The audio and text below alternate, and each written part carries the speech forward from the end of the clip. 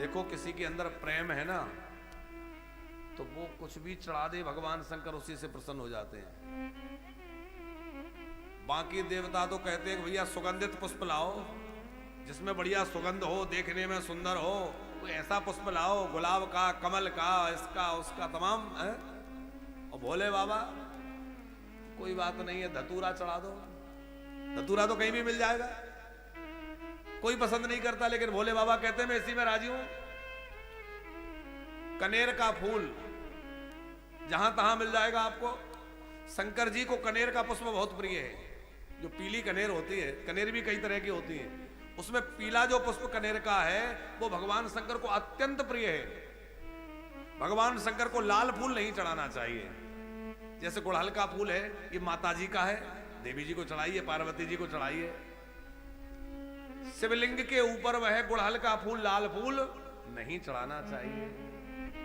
आपको चढ़ाना ही है तो आप जिलहरी पे पार्वती जी को रूप मान, पार्वती जी स्वरूप है, उनको चढ़ाइए। माता पार्वती जी वहां विराजमान रहती है, जहां शिव जी विराजमान होते हैं, शिवलिंग पार्वती जी भी होती है, उनको चढ़ाइए।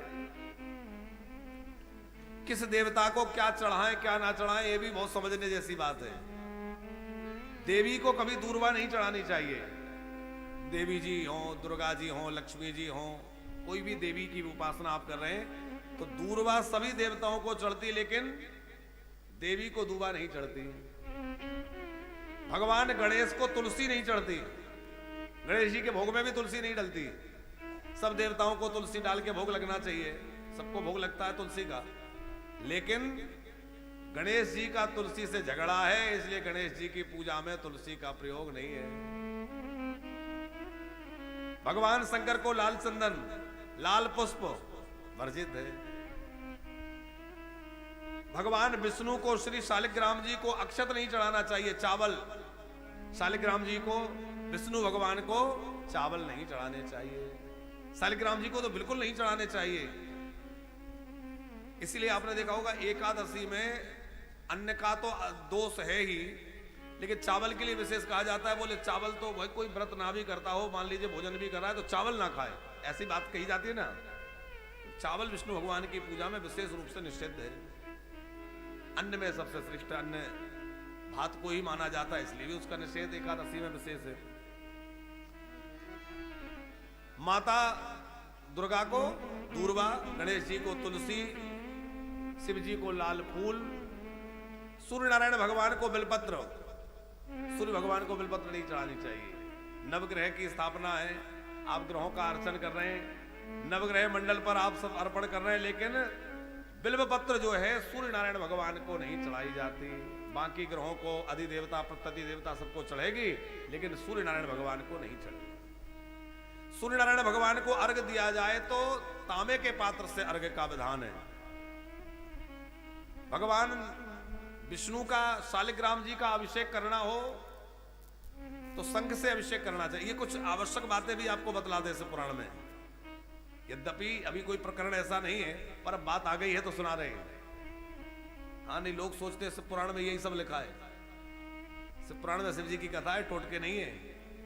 कभी पढ़ के देखो घर में लाके, तुम लोग घर में भी पढ़ा करो।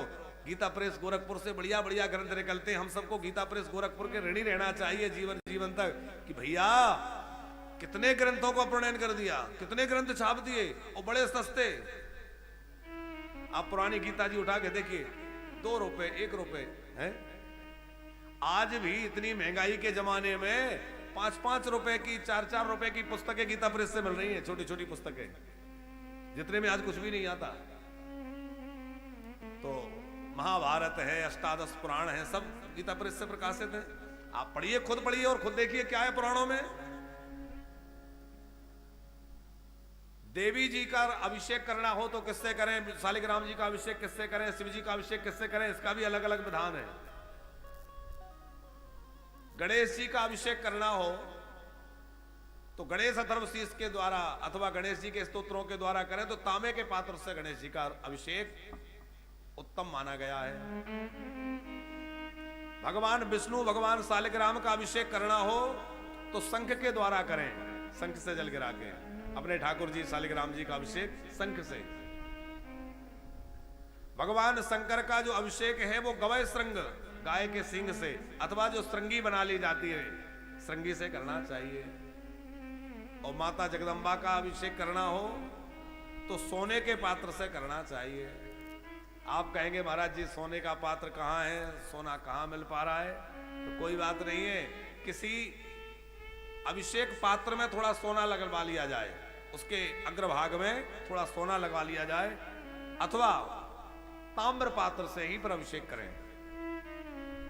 तो पूजा की सब देवताओं की विधि है। भगवान शंकर ऐसे हैं, उनको जो चढ़ा दो उसी से प्रसन्न है। बोले धतूरा चढ़ा दो हम उसी में राजी हैं, कनेर का पुष्प चढ़ा दो उसी में राजी हैं, जो मिल जाए बोले बाबा कहते हम उसी में प्रसन्न है। लेकिन भक्ति के सहित पूजा करोगे तो भगवान शंकर प्रसन्न होंगे। यदि कोई बुद्धि लगाकर शिव जी को जानना चाहे तो कोई कितनी भी बुद्धि लगा ले, भगवान शंकर को कोई समझ नहीं सकता। बुद्धि के विषय नहीं है। ब्रह्मा जी ने कहा यदि उन शिव में अपना मन लगा करके उनको प्राप्त करना है तो उसके 3 साधन हैं। मनसा मननम तस्य महासाधन मुच्यते, श्रोतव्या कीर्तितव्यश्च मंतव्यश्च महेश्वरः। पहला श्रवण है, पहला साधन है श्रवण। शिव जी की खूब कथा सुने, शिव चरित्रों को सुने। शिव जी की कथा सुनने से क्या होगा? बोले अंतःकरण निर्मल होगा।